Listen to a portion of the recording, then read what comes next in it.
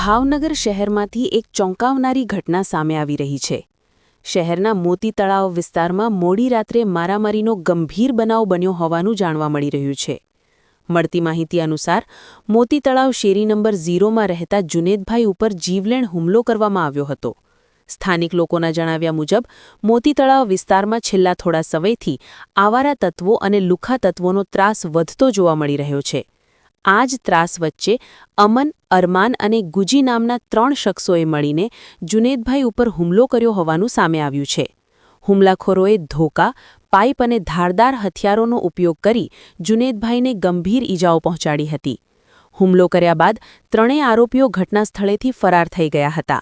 ઈજાગ્રસ્ત જુનેદભાઈને તાત્કાલિક સારવાર માટે 108 એમ્બ્યુલન્સ મારફતે હોસ્પિટલ ખસેડવામાં આવ્યા હતા, જ્યાં તેમની સારવાર ચાલી રહી છે। આ બનાવ બાદ વિસ્તારમાં ભયનો માહોલ ફેલાયો છે અને સ્થાનિક લોકોમાં રોષ પણ જોવા મળી રહ્યો છે। હાલ પોલીસે સમગ્ર મામલે વધુ તપાસ હાથ ધરી છે અને આરોપીઓને ઝડપવા માટે ચક્રો ગતિમાન કર્યા છે। નામ જુનેદભાઈ, કઈ જગ્યાનો શું બનાવ થયો? મોતી તળાવ શેરી નંબર 0। શું બનાવ થયો ભાઈ? કાંઈ નહીં, કાં કિલો મરામાં પેલા હું ઘરે હૂતો હતો ને ફોન આવી ગયા, બહાર આવતો ગયા તારું નામ ભળવામાં આવ્યું છે અને આમને બોલાવ્યા એટલે હું બહાર આવ્યો એટલે ઘડી ગાળાગાળી થઈ। એ લોકો મને ગાળી દીધી, મેં ગાળી દીધી, પછી 3-4 જણા હતા એ લોકો સીધા ઠોકાથી એટલે બધી મારવા મળ્યા। કેટલા જણા છે? 3 જણા હતા। શું નામ?